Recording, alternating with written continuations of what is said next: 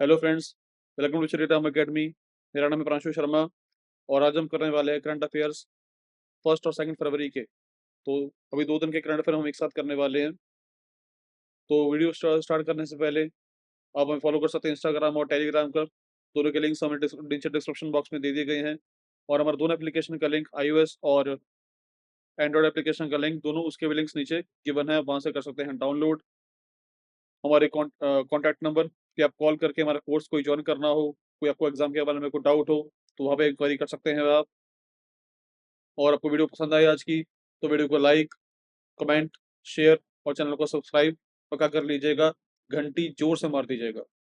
ठीक है जी, चलिए करते वीडियो स्टार्ट। और वीडियो आज की जो है आपके हर एग्जाम में काम आने वाली है, वो चाहे पेपर बैंक का दो, चाहे इंश्योरेंस हो, चाहे रेलवे, एसएससी, स्टेट गवर्नमेंट का कोई एग्जाम हो, यूपीएससी का हो, कोई अदर एग्जाम दोगे, सभी में आज के करंट अफेयर काम आएंगे। देखिए, पहला क्वेश्चन देखिए आज का क्या है। न्यूज़ क्या है कि नेशनल स्टैटिस्टिकल ऑफिस एनएसओ, जो कि अंडर आती है ministry of statistics and programme implementation के अंडर आती है, इसने अनाउंस किया है कि ये करने वाले हैं देश में पहला नेशनल हाउस होल्ड इनकम सर्वे और annual survey of incorporated service sector enterprises. ये दो ये सर्वे करने वाले हैं इस साल। और ये चलेगा अप्रैल, ये स्टार्ट होगा अप्रैल 2026 से। तो इसकी अनाउंसमेंट की गई थी during the all India workshop of tennis के इस ये प्रोग्राम के ये 2 दिन का ही प्रोग्राम था, जिसमें ये कहा गया कि ये सब दोनों ये प्रोग्राम चलाए जाएंगे। और ये हुआ था चेन्नई, तमिलनाडु में। ठीक है, अब NHIS, उसकी फुल फॉर्म बड़ी इंपॉर्टेंट है कि नेशनल हाउस होल्ड इनकम सर्वे। इसमें क्या होगा, इसमें डाटा कलेक्ट किया जाएगा हाउस होल्ड इनकम के बारे में, उनकी लिविंग कंडीशंस के बारे में, इनकम डिस्ट्रीब्यूशन के बारे में, ताकि वो किस हिसाब से रह रहे हैं उस हिसाब से सरकार अपनी पॉलिसीज बनाएगी उन लोगों को उद्धार, लोगों को और भला करने के लिए। ठीक है, दूसरी है ASISSE, full form annual survey of incorporated service sector. ये भी सर्विस सेक्टर के बारे में ही है। ठीक है, it covers the incorporated service sector using GST, goods and service tax network. GSTN की फुल फॉर्म बड़ी इंपॉर्टेंट है भाई, ये पूछी जाती है एग्जाम में। Data provides a state and industry level estimates of gross value added, capital formation, employment opportunities. वही है कि देश में एम्प्लॉयमेंट ग्रोथ हो, सर्विस सेक्टर के एम्प्लॉयज को बेनिफिट करने के लिए ये दो सर्वे किए जाएंगे। और ये पूरा डिजिटल सर्वे होगा, मैनुअली इसमें कुछ नहीं होने वाला काम। प्रॉपर ये डिजिटल सर्वे होगा जिसमें कंप्यूटर का यूज किया जाएगा फॉर पर्सनल इंटरव्यूइंग के लिए। और इसमें आपको क्वेश्चन ही बनेगा करने के लिए कि और ये सर्वे कहाँ पर नहीं होगा। तो सर्वे होगा पूरे इंडिया में except hard to assess villages. कहाँ पर? अंडमान एंड निकोबार आइलैंड में। ये क्वेश्चन एग्जाम में आ सकता है, बिल्कुल बड़े आराम से बनने वाला क्वेश्चन है वाला, कि ये जो दो सर्वेस होने वाले हैं NHIS और ASISSE, ये दो सर्वे पूरे इंडिया में होंगे, पर कहाँ पर नहीं होंगे? कुछ विलेजेस हैं, कौन से वाले? अंडमान निकोबार आइलैंड्स के। तो ये पूरी इन्फॉर्मेशन थी फर्स्ट क्वेश्चन की। लेकिन अब इसमें काफी चीजें आई हैं। NSO, अब NSO काम किसके अंडर करती है? Under ministry of statistics and programme implementation के अंडर काम करती है। बट NSO जो है, अब ऐसे क्वेश्चन आ जाएगा इसका हेड कौन है NSO का। अब एक है NSC, that is national statistical commission. ये हेड है NSO का। तो उसके जो चेयरमैन है वही इसके भी चेयरमैन है। उनका नेम क्या है? Professor Rajeeva Lakshman Karandikar, KARANDIKAR, Karandikar. तो नेशनल सर्विस कमीशन के जो ये चेयरमैन है वही इसके हेड हैं NSO के। ठीक है, ये तो उसमें ये क्वेश्चन बन जाता है। फिर सब बात है तमिलनाडु की। तमिलनाडु के CM कौन है? Tamil Nadu CM of Tamil Nadu MK Stalin, ये नाम इंपॉर्टेंट है। Then who is the governor of Tamil Nadu? वो कौन है? RN रवि। इनकी फुल फॉर्म नाम ही मुझे याद नहीं, अभी फिलहाल नहीं है। मुझे इनका नाम ऐसे शॉर्ट फॉर्म में याद है, RN रवि। ठीक है, तो जब भी किसी स्टेट के बारे में करंट अफेयर में न्यूज आएगी, आपको स्टेट का CM, गवर्नर, कैपिटल आपको पता होना चाहिए। बिकॉज उसके बेसिस पे भी क्वेश्चन कई बार घूम फिर के किसी ना किसी एग्जाम में आ जाता है। मैं ये नहीं कर रहा, मैं स्पेसिफिक एक एग्जाम की बात नहीं कर रहा हूँ, मैं किसी भी एग्जाम की बात कर रहा हूँ। ठीक है, उसके अलावा पेपर दो गया आप, सॉरी पेपर में उसके अलावा कैपिटल क्या है तमिलनाडु की? वो है चेन्नई, वो तो इसमें गिवन था, Chennai.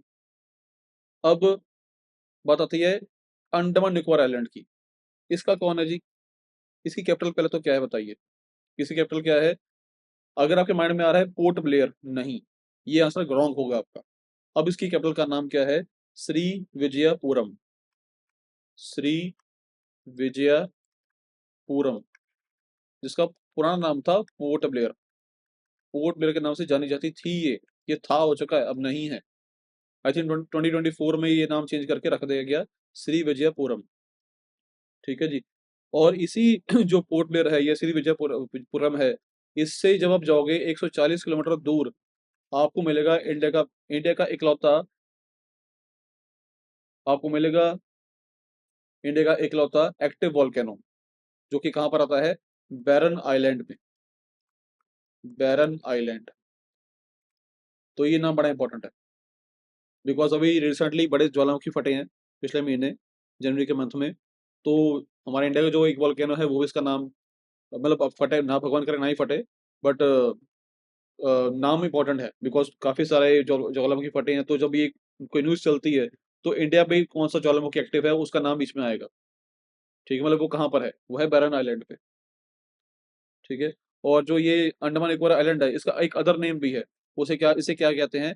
Emerald islands, EMARALED, emerald islands, because of its sea green, जो यहाँ पर खूबसूरती है, नेचुरल जो ब्यूटी है, उसके कारण इसका नाम है एमराल्ड आइलैंड्स। और अंडमान निकोबार आइलैंड पे टोटल 572 आइलैंड्स हैं, ये टोटल मिला के इसमें कितने आइलैंड हैं? 572 को जोड़ के बनाई है अंडमान निकोबार आइलैंड। तो ये थी पूरी कंप्लीट इन्फॉर्मेशन आज के फर्स्ट न्यूज़ के बारे में। आई होप सबको पूरा क्लियर होगा। चलते हैं इसके आगे। नेक्स्ट देखिए, तो भारतीय रेलवे ने लॉन्च की है इंडिया की पहली liquefied natural gas LNG diesel dual fuel diesel electric multiple unit demo train. कहाँ पर लॉन्च की है? साबरमती, जो कि आता है अहमदाबाद, गुजरात में। गुजरात के CM कौन है? पता होना चाहिए वो कौन है CM इनके। भूपेंद्र भाई पटेल, भूपेंद्र भाई पटेल। और गुजरात के ही कौन है गवर्नर, उनका नाम क्या है? आचार्य देवव्रत, आचार्य देवव्रत। और बात आई रेलवेज की, तो who is the minister of railways?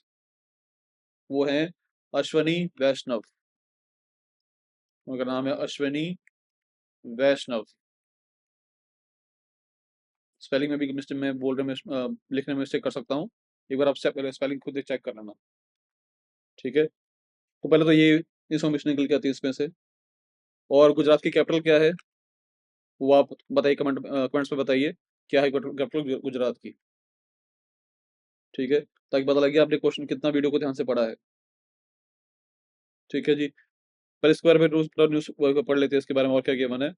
और ये लिखा है ड्यूअल फ्यूल सिस्टम, इसका मतलब क्या है कि इंटीग्रेटेड कोचिंग डिपोट साबरमती ने सक्सेसफुली मॉडिफाई किया है टू 1400 हॉर्स पावर के इंजन को, जिसमें कि अभी जैसे ये ट्रेन जब चलेगी ये वाली, तो उसमें ट्रेन में 2200 लीटर का टैंक लगा हुआ है। तो इसका इंजन की कैपेसिटी, ये इंपॉर्टेंट है, कितने हॉर्स पावर का ये इंजन है इसमें, ये भी इंपॉर्टेंट है। ठीक है, और ये ड्यूअल फुल सिस्टम होगा, जिसमें कि 40% जो है डीजल को ये सब्सिट्यूट कर देगा, मतलब 60%, मतलब 40% इसमें LNG होगा, बाकी का इसमें डीजल होगा। तो एक ही इंजन में दोनों चीजें चलेंगी। ठीक है, जिससे क्या होगा कि आपकी कॉस्ट बचेगी डीजल की। ठीक है, और आपके जो एनवायरमेंट है वो भी थोड़ा साफ रहेगा उससे। ठीक है, तो both modified units are successfully completed more than 2000 kilometre of field trial. तो इनका फील्ड ट्रायल हो चुका है, 2000 किलोमीटर इनको चला के देखा गया है कि कितना ये सक्सेसफुली रन कर रहे हैं। और इससे उन्होंने पता लगा इनको कि ये 222 किलोमीटर कवर कर सकते हैं सिंगल फ्यूल रिफिलिंग से। अगर 2200 लीटर का टैंक फ्यूल होगा इनका, तो ये 222 किलोमीटर का ट्रेवल कर सकते हैं बड़े आराम से। ठीक है, एक आप वो आगे वही गिवन है इकोनॉमिक से इनका सिग्निफिकेंस किससे इनका कितना पैसा बचेगा डीजल के ऊपर खर्चे करने का, और एनवायरनमेंट पे भी कितना फर्क पड़ेगा, CO2 कम हो जाएगी, नाइट्रोजन ऑक्साइड्स कम होंगे, बिकॉज जब डीजल चलेगा तो उससे धुआं तो निकलता ही डीजल का, और वो हानिकारक है हमारे पर्यावरण के लिए। देश में वैसे ही एक बहुत ज्यादा क्रॉस कर रहा है, तो वहां पर ये चीज बहुत हेल्प करेगी। ठीक है। और जब बात है गुजरात की, तो गुजरात में एक न्यूज और बड़ी चल रही है। गुजरात की जो ये CM है, भूपेंद्र भाई पटेल, इन्होंने एक स्कीम लॉन्च की है। उस स्कीम का नाम है मुख्यमंत्री ग्रामोत्थान योजना। उसका नाम मैं यहाँ पर लिख देता हूँ अलग से, मुख्यमंत्री ग्रामोत्थान, GRAM, ग्रामोत्थान योजना। तो उसका पर्पस क्या है इस योजना को लॉन्च करने का, कि गांव में जो जो शहरों में फैसिलिटी है, वही फैसिलिटी गांव में भी मिले। इसका मोटिव ये लिखा जाता है, मोटिव क्या था इनका, to provide urban equal facilities in rural areas, provide urban equivalent facilities in rural areas. और ये जो योजना है, ये कहाँ से लॉन्च की गई है, ये लॉन्च की गई है भद्रन, BHADRAN, भद्रन। ये इन आनंद डिस्ट्रिक्ट में आता है, ये इन आनंद डिस्ट्रिक्ट, गुजरात में। तो वहां से ये स्कीम लॉन्च की गई है। इसके पहले फेज में तकरीबन 114 गांवों को कवर किया गया है। ठीक है। तो वहां पे अब उनका जो ये लिखा गया है कि भी जो शहरों की फैसिलिटी है गांव में मिलेगी, उसका मतलब क्या है, कि शहर जैसे सड़क, पक्की सड़कें गांव में भी होंगी, जैसे शहरों जैसा अंडरग्राउंड ड्रेनेज सिस्टम वो भी गांव में होगा, सोलर एनर्जी से चलने वाले घर हो गए या स्ट्रीट लाइट्स हो गई, वो लगेंगी। डिजिटल इलेक्ट्रॉनिक सर्विसेज मिलेगी उनको, मतलब ई ग्राम सर्विसेज मिलेगी। तो ये सब कवर किया जाएगा इस योजना के अंडर। तो ये लॉन्च की गई है CM ऑफ गुजरात के द्वारा इन भद्रन आनंद डिस्ट्रिक्ट में, जिसमें 114 गांव कवर किया जाएगा इसके पहले फेज में। आई होप ये पूरा क्लियर होगा सबको। चलते हैं इसके आगे। नेक्स्ट देखिए। अब यूनियन जो मिनिस्टर है हमारे of state, doctor Jitendra Singh, इन्होंने, ये भी किसके मिनिस्टर हैं, ministry of science and technology के, and ministry of earth sciences के। तो दो ये अकेले मिनिस्टर हैं। इन्होंने उद्घाटन किया है शोर बेस्ड लेबोरेटरी का of council of scientific and industrial research, CSIR, of national institute of oceanography. Simple meaning है पूरी न्यूज का, ये निकलता है कि ओशन को स्टडी करने के लिए, समुद्र को स्टडी करने के लिए, कि वहाँ पे कैसे जो जीव हैं वो रह रहे हैं। ठीक है। डीप सी एक्सप्लोरेशन करने के लिए, टेक्टोनिक प्लेट्स को स्टडी करने के लिए, मॉनसून रिसर्च करने के लिए बे ऑफ बंगाल में। तो बेसिकली देखा जाए तो ओशन को स्टडी करने के लिए ये सब किया जा रहा है।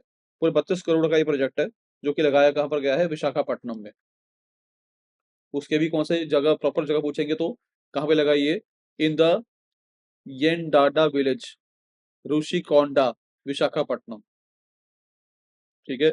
तो ये 32 करोड़ का, इसका ये कॉस्ट इंपॉर्टेंट है, कितने करोड़ का बजट है, 32 करोड़ का ये प्रोजेक्ट है, जो कि बना है अराउंड 4550 स्क्वायर किलोमीटर के एरिया में, by the central public works department at, ये जो नाम है, बड़ा इजी सा नाम है, आराम से बोलो बेटा, आराम से, आराम से बोलो, येंडाडा ऋषिकोंडा, विशाखापट्टनम में।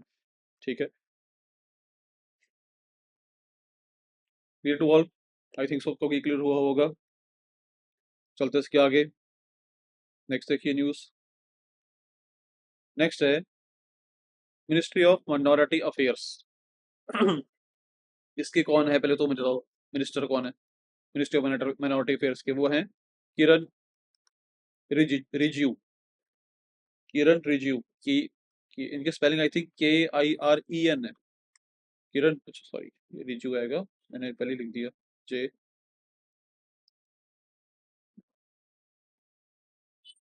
JRIJIU।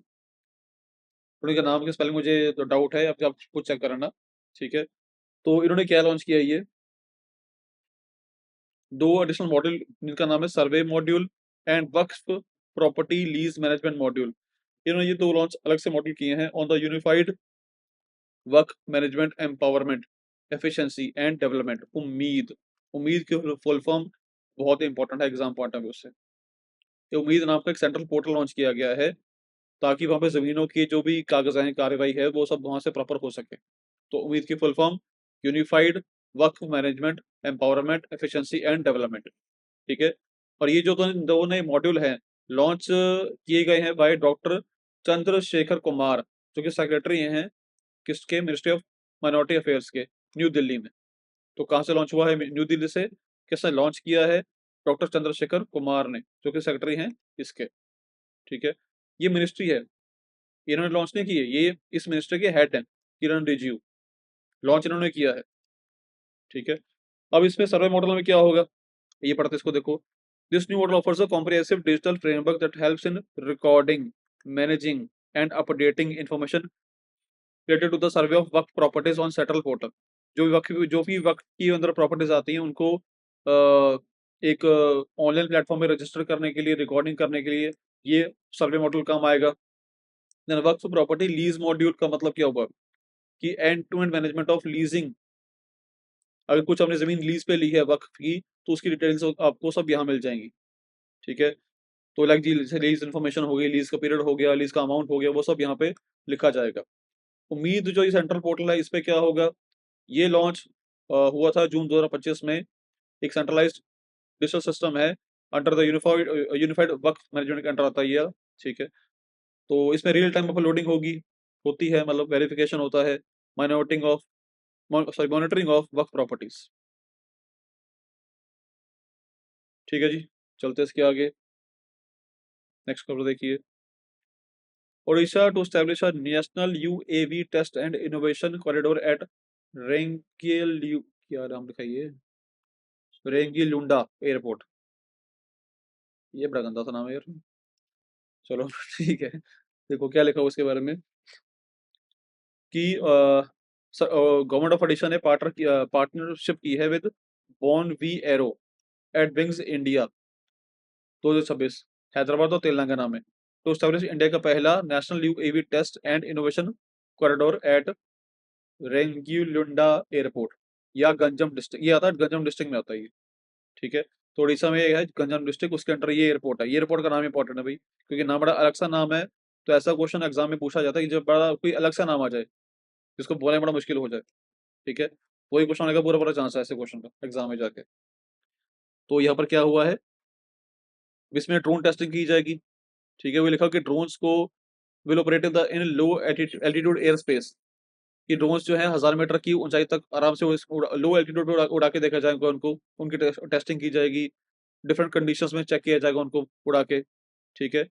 तो it includes the beyond visual one line of site operations, swarm drone trials, artificial intelligence based navigation, autonomous air space management scenarios. वही वही ड्रोन को टेस्टिंग की जाएगी कि ड्रोन्स को डिफरेंट हम सिचुएशंस में कैसे यूज कर सकते हैं, उनका बेटर हम कैसे और कर सकते हैं अपनी टेक्नोलॉजी को यूज करने के लिए। ठीक है। देन फेस का जो उसमें का डेवलपमेंट के बारे में, अब ये कहाँ पर ये काम चल रहा है, मतलब किस कंट्री ये काम चल रहा है, building and management of aviation asset and network scheme के under, बीमान।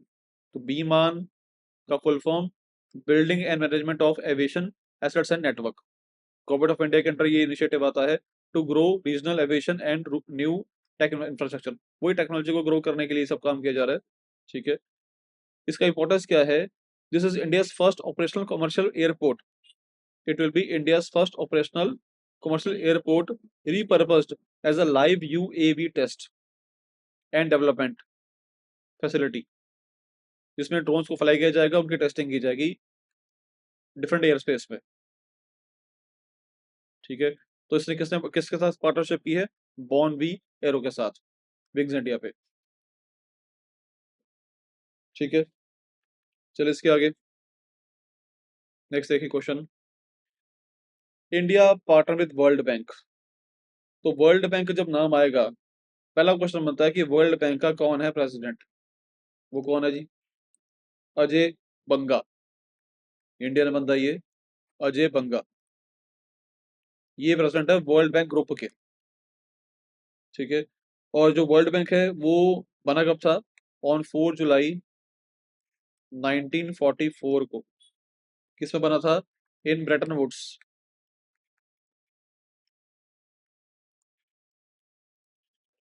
Brayton Woods, new hemisphere, new hemisphere United States में। ठीक है, तो उसके मेन इनका नाम आता है अजय बंगा। तो वर्ल्ड बैंक के साथ इंडिया ने की है partnership to boost jobs and growth. तो अब गवर्नमेंट ये इसमें ये सब लिखा हुआ है कि भाई इसमें कितना का इन्वेस्टमेंट होगा, 8 से 10 बिलियन यूएस डॉलर का इसमें होगा इन्वेस्टमेंट अगले 5 साल के लिए। इसका पर्पस क्या है कि इंडिया में जो यूथ है उसको जॉब्स मिले, नई एम्प्लॉयमेंट अपॉर्चुनिटीज पैदा हो। तो उसका जो उनका अपना अपना मोटिव है, विकसित भारत, वो पूरा हो सके। और हमारा जो देश है अब टू 2047 तक आई का बन जाए डेवलप्ड नेशन। अभी हमारा देश डेवलपिंग स्टेट में है, तो 2047 तक हमारा टारगेट है कि हमारा देश एक डेवलप्ड नेशन बन जाए। ठीक है जी। इसके बाकी इसके डिटेल इन्फॉर्मेशन गिवन है कि इसमें 3 पिलर लाए गए हैं। Investing in critical infrastructure, both physical and human, strengthening a business friendly environment by predictable laws rules वगैरह वो सब लिखा गया है इसके बारे में। बट मेजर न्यूज़ बस ये बनती है कि वर्ल्ड बैंक के साथ इंडिया ने की है partnership for this amount, for अगले 5 साल के लिए। प्रेसिडेंट कौन है? अजय बंगा। मोटिव क्या है? विकसित भारत। और डेवलप्ड नेशन बनना है कब तक? 47 तक। ठीक है जी। नेक्स्ट देखिए न्यूज़। एसबीआई, एसबीआई ने लॉन्च किया है जीटीएफसी कोलकाता में। जीटीएफसी क्या है? Global trade finance centre, Kolkata, West Bengal में। वेस्ट बंगाल वैसे ही आजकल बड़ा चर्चा में है। ठीक है, तो ये किया गया है और ये 2 जगह किया गया है। बैंक लॉन्च 2 स्पेशलिस्ट जीटीएफसी, एक लॉन्च किया गया कोलकाता में, एक लॉन्च किया गया हैदराबाद में। कोलकाता वेस्ट बंगाल में, हैदराबाद तेलंगाना में है, on the 70th anniversary of SBI. और जो बात आई एसबीआई की, तो कौन है chairman of SBI? Who is the chairman of SBI? C S Setty. C S Setty ये चेयरमैन है। और पूछेगा कि कौन है एमडी? एमडी याद करने की जरूरत नहीं है आपको, बिकॉज उस पर 3 एमडी हैं। तो तीनों के नाम एक पोस्ट पे जब 3 लोग बैठे होंगे तो वो क्वेश्चन बनता नहीं है। सिंगल पोस्ट पे जो होगा बंदा उसका क्वेश्चन पूछा जाता होता है। ठीक है, तो इसमें क्या काम होगा? ट्रेड को प्रमोट करने के लिए, इंपोर्ट एक्सपोर्ट को प्रमोट करने के लिए, उनको प्रोसेसिंग करने के लिए ये जीटीएफसी जो है ग्लोबल ट्रेड फाइनेंस सेंटर ये बनाया गया है 2 जगह पे। और जो एसबीआई ये इंडिया का लार्जेस्ट पब्लिक सेक्टर बैंक है, ये आपको सबको पता ही वैसे तो होगा ही, ऑब्वियसली बात है ये तो। ठीक है जी। इसमें कुछ बाकी इसकी पूरी थ्योरी लिखी हुई है, इसमें कुछ ऐसा और खास, हाँ इसमें अभी ये समझा कि इस पर टेक्नोलॉजी का यूज किया जाएगा। जीटीएफसी जो है ये यूज करेगा एडवांस टेक्नोलॉजी ग्रो करने के लिए खुद को, जैसे कि आर्टिफिशियल एआई का इसमें यूज किया जाएगा, मशीन लर्निंग के ऊपर काम किया जाएगा, ब्लॉकचेन के ऊपर काम किया जाएगा। मतलब इसमें जो पेपर पेन पे जो नहीं होता था, पेपर पेंसिल लेके लिखने वाला काम, वो काम नहीं काम है इसमें, बाकी एआई के थ्रू ही सारा काम चलेगा। ठीक है, नेक्स्ट देखिए question. Indian oil corporation limited ने लेटर ऑफ इंटेंट साइन किया with Akasa air. Akasa air क्या है? एक लो कॉस्ट एयरलाइन कंपनी है, इंडिया की कंपनी है भाई अकासा एयर। ठीक है, इसके साथ इन्होंने ये लेटर ऑफ इंटेंट साइन किया है। इसका पर्पस क्या होगा? To explore the future supply of sustainable aviation fuel. Sustainable aviation fuel, तो ये उसको वो तेल सप्लाई करेंगे जिसमें कि उनका जो अकासा एयर वालों को during the wings India 2026 air show in Hyderabad Telangana में। तो इस दौरान ये तेल उनको सप्लाई करेंगे। अब लेटर ऑफ इंटेंट के बारे में क्या बताया गया है? इनका इनका पर्पस क्या है? टू सप्लाई ये SAF to Akasa air in the future. Okay, और एसएएफ क्या है जो लिखा हुआ है ये वाला? It is a low carbon alternative to conventional jet fuel that can significantly reduce life cycle green house gas emissions from aviation. कोई जब जहाज चलता है तो उसके अंदर से भी धुआं निकलता ही है, तो धुआं जो है वो हवा में नहीं जाके करता पोल्यूट है। तो ऐसा उनको वो लो कार्बन वाला देंगे, तेल डालेंगे इनके जेट वगैरह में, ताकि उससे प्रदूषण कम हो। ठीक है, और जो आईओसीएल है, जो ये इंडियन ऑयल कॉर्पोरेशन है, ये एक महारत्न सेंट्रल पब्लिक एंटरप्राइज है। अब महारत्न का मतलब क्या है? देखो, इंडिया में तीन कैटेगरी बनाई जाती है कंपनीज की। एक है महारत्न, एक है नवरत्न, एक है मिनी रत्न। तीनों में से डिफरेंस जो है अगर आपको बताना हो तो मोटा मोटा डिफरेंस समझ लो। मोटा मोटा डिफरेंस क्या है कि जिन कंपनी में इन्वेस्टमेंट कर सकते हैं अप टू 5,000 करोड़ तक, ये है महारत्न की कैटेगरी। जहां पर होगा 1,000 करोड़ तक, वो है नवरत्न कैटेगरी। मिनी में दो कैटेगरी बन जाती हैं, एक है 500 करोड़ की, एक है 300 करोड़ की। अब अकेला इसको बोल के ही डिफाइन कर देना कि ये महारत्न है नवरत्न है, ये बस मोटा मोटा बात है, ऊपर ऊपर से बात है। इसके बेसिस पे भी क्वेश्चन बिकॉज बन सकते हैं कभी कभी एग्जाम में जाके, तो मैं आपको बता रहा हूँ। ठीक है जी, इसे देखिए आगे।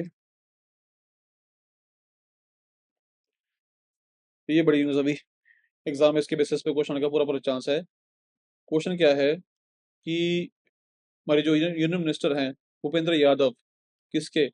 Minister of environment, forest and climate change के, इन्होंने अनाउंस किया है कि पटना बर्ड सेंचुरी, जो कि यूपी में है, ईता गांव में आती है ये, एंड चारी डांड, जो कि कच्छ गुजरात में आती है, इन्हें मान्यता मिल गई है ऑफ रामसर वेटलैंड्स के under, which are of international importance under the Ramsar convention on wetlands.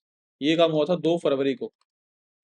Actually जो वेटलैंड्स होता है ना, इंटरनेशनल डे ऑफ वेटलैंड्स, ये वो असल होता आता है 2 फरवरी को मनाया जाता है। तो इस साल इसके कह लो कि सपोर्ट में कह लो, एज अ ट्रिब्यूट के लिए कह लो, ये काम किया गया है।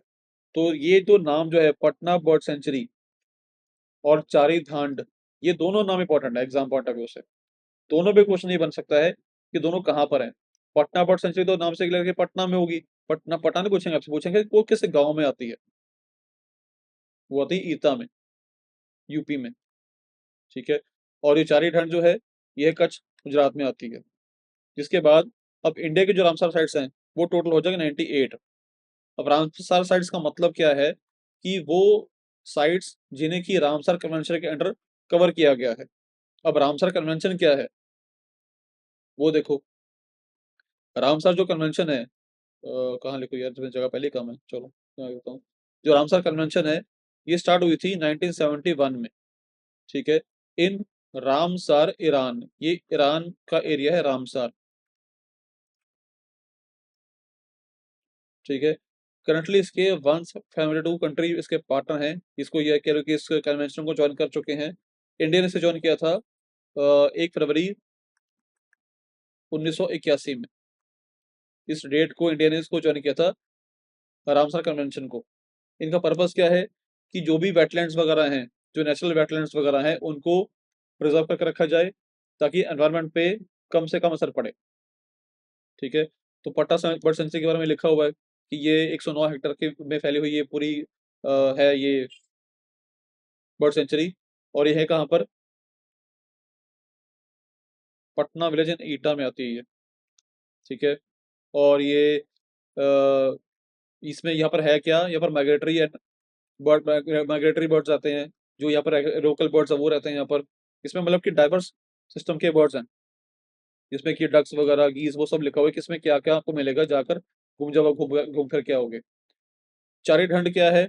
ये है कच्छ आती गुजरात में, is a part of the green, ये सीजनल वेटलैंड है। मतलब जब बारिश होती है तब वहाँ पानी भर जाता है। पानी भरने के बाद वो एक कह लो कि उसको भी फिर एक वो एनवायरनमेंट को हेल्प करता है खुद को रिफ्रेश करने के लिए। ठीक है। अब रामसर साइट के ऊपर क्वेश्चन ये बन जाते हैं करने के लिए कि पहली रामसर साइट कौन है इंडिया, कौन सी है इंडिया की? छिलका लेक, जो कहते हैं उड़ीसा में, एंड कियोलाडियो नेशनल पार्क, जो कि आता है राजस्थान में। ये थे इंडिया के पहले रामसर साइट 81 में। और टॉप रामसर जिसकी कौन सी स्टेट है जिसके पास सबसे ज्यादा रामसर साइट्स है, वो है तमिलनाडु। 20 रामसर साइट्स अकेले उसके पास है, आउट ऑफ 98 20 साइट्स अकेले तमिलनाडु में ही है रामसर की। उसके बाद यूपी में 11 हैं, उड़ीसा में 6 हैं। ठीक है। और लार्जेस्ट रामसर साइट कौन सी है? वो सुंदरबन के जंगल, सुंदरबन वेटलैंड्स, जो क्या थे वेस्ट बंगाल में। और सबसे स्मॉल, ये स्मॉलेस्ट यहाँ पर ये आएगा, स्मॉलेस्ट रामसर साइट है यहाँ पर ये। स्मॉलेस्ट रामसर सोसाइटी कौन सी है? रेणुका लेक, हिमाचल प्रदेश में। तो सबसे छोटी कौन सी है, सबसे बड़ी कौन सी है, सबसे ज्यादा कहाँ पर है, पहली कौन सी थी, ये सारे इंपॉर्टेंट है। क्लियर? चलते हैं इसके आगे। ग्रेट प्लेस टू वर्क के नाम से क्लियर हो रहा है इसमें क्या होगा। सीधे सीधे क्वेश्चन मत करने के लिए, सेल क्या है? स्टील अथॉरिटी ऑफ इंडिया, ये भी एक महारत्न कंपनी है, पब्लिक सेक्टर कंपनी है, ठीक है। ये लार्जेस्ट है स्टील मेकर कंपनी इंडिया की, और the great place to work certificate मिला इसे, सबसे बढ़िया काम जगह काम करने के लिए। This marks the third consecutive year, 3 साल से लगातार यही जीत रही है ये सर्टिफिकेट। मतलब यहाँ पर काम करने का, अगर आपको काम करना हो तो बेस्ट इन्वायरमेंट आपको मिलेगा आपको काम करने के लिए। तो इसका भी सरकार एक इशू करती है सर्टिफिकेट, ताकि लोगों के इस अंदर इसके ट्रस्ट बनेगा। तो ट्रस्ट बनेगा तो लोग यहाँ पर ज़्यादा अप्लाई करेंगे, तो अच्छा स्टाफ, अच्छी एजुकेटेड लोग यहाँ पर ज़्यादा काम करने के लिए आएंगे, कंपनी और अच्छे से ग्रो करेगी, ठीक है।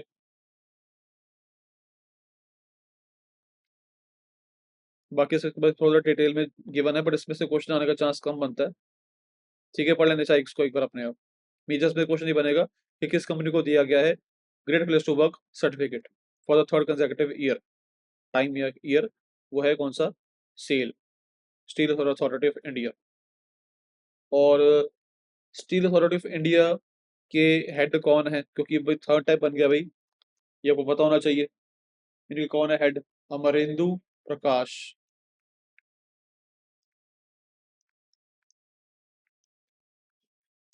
ये इनके करंट चेयरमैन है, ठीक है। नेक्स्ट देखिए, former CBSE chairman and Padma Shri father Thomas V Kunnunkal passed away.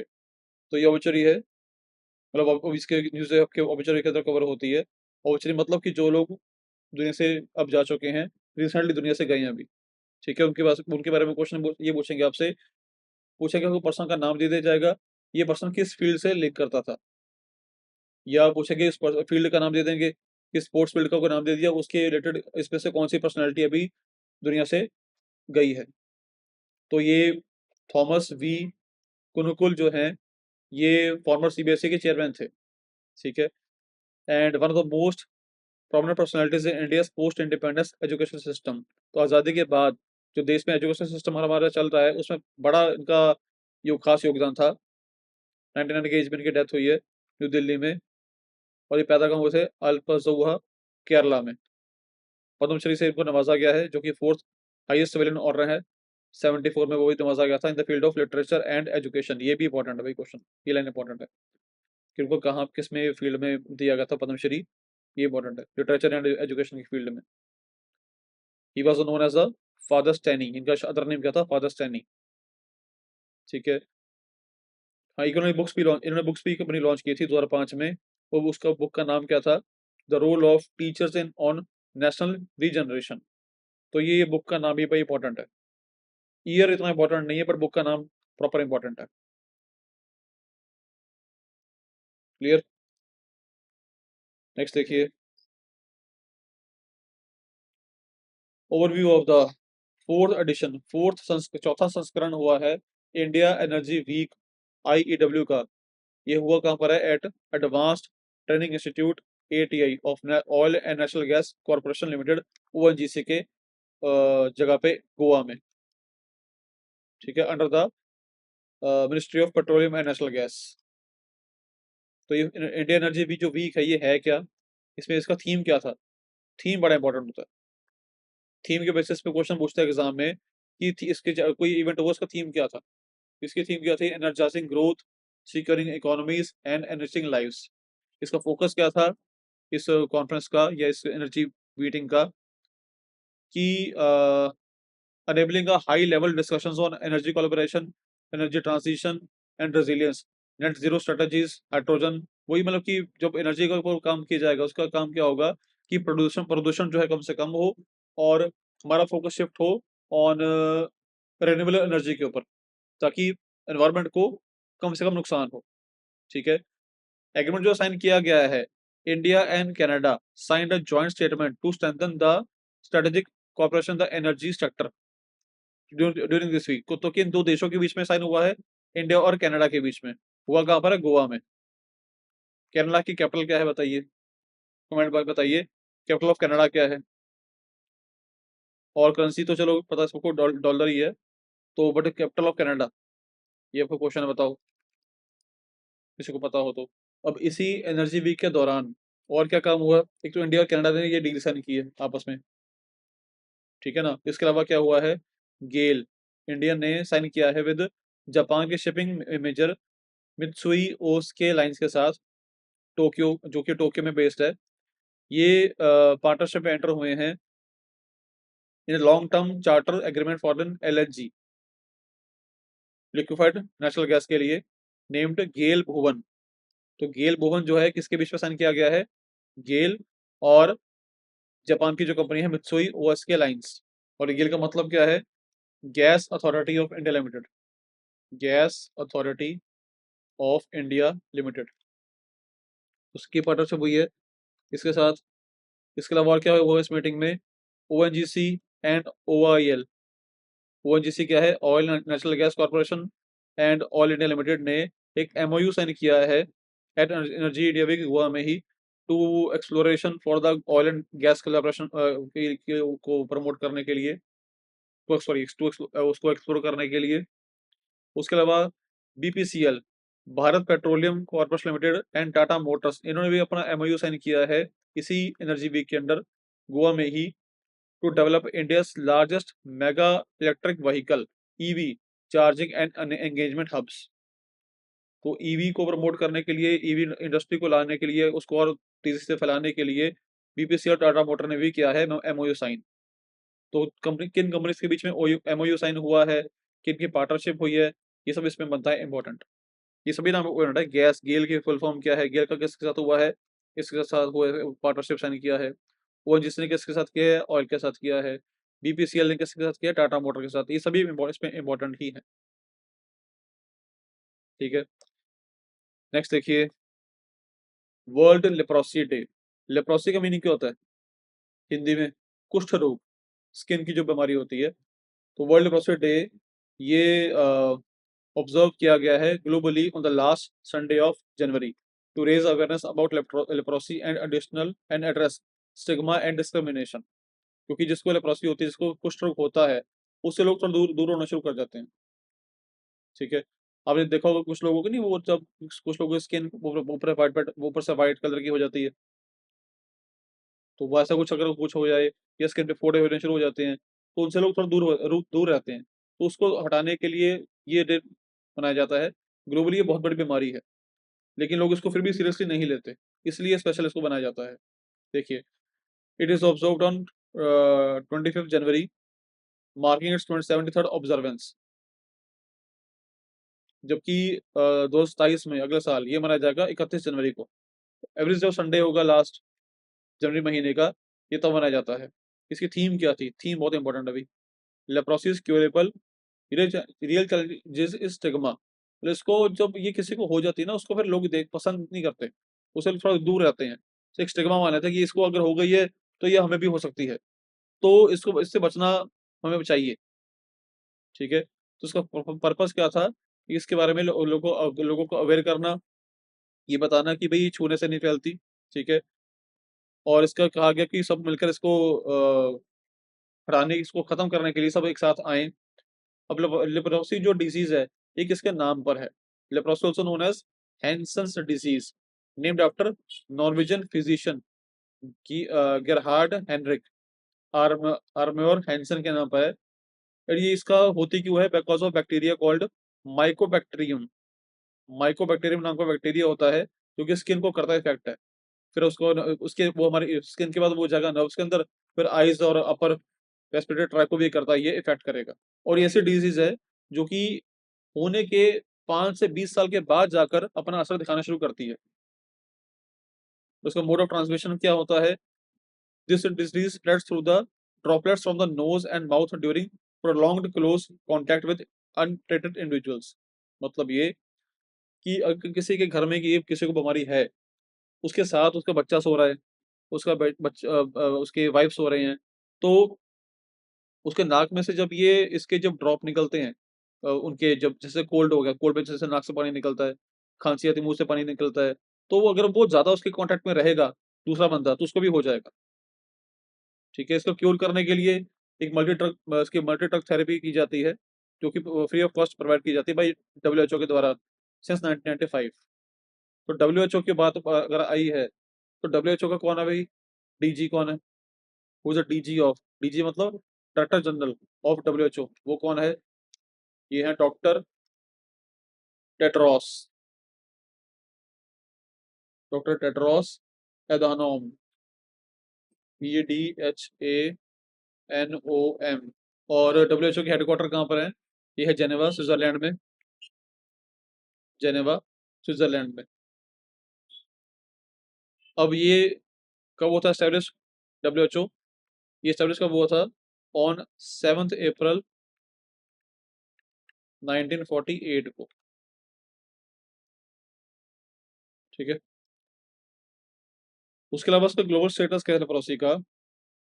अगर बात करते हैं ग्लोबली, ये पूरे दुनिया में ही एक है नेग्लेक्टेड ट्रॉपिकल डिजीज है। मतलब इसको लोग इतना मानते नहीं कि ये डिजीज है। ठीक है? और ये 120 देशों में अभी भी है।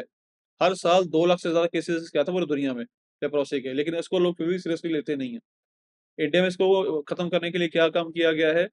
Under the NLP, NLEP, national leprosy eradication programme ही चलाया गया है मिनिस्ट्री ऑफ हेल्थ और फैमिली के द्वारा, वेलफेयर के द्वारा, to eliminate leprosy and stigma. ठीक है? मेजर इसमें हेल्थ को सही करने के लिए फ्री डायग्नोसिस वगैरह इसका किया जाता है। ठीक है? इसका गोल क्या है? Zero transmission, zero leprosy by 2027। तो ये थे पूरे करंट अफेयर्स 1 और 2 फरवरी के। आई होप आप सबको ये क्वेश्चन करंट अफेयर क्लियर हुए होंगे। कोई डाउट वगैरह होता है तो बता देना। अच्छे से उनको स्टडी करना, पढ़ना, क्योंकि अभी एक बहुत काम आने वाले हैं आपके। आप लगा के चलिए कि जो भी एग्जाम होंगे आपके, बैंक के पेपर हों, चाहे इंश्योरेंस के हो, चाहे पंजाब के हों, चाहे जो भी क्वेश्चन गवर्नमेंट एग्जाम दोगे आप, रेलवे का पेपर दोगे आप, सभी एग्जाम में करंट अफेयर आज के आपके एग्जाम में करने के लिए आते हैं, किसी में कम किसी में ज्यादा, बट आते हैं। आपको अच्छे से सबको स्टडी करना ही पड़ेगा। तो मिलते हैं अगले वीडियो में, तब तक के लिए जय हिंद, जय श्री राम।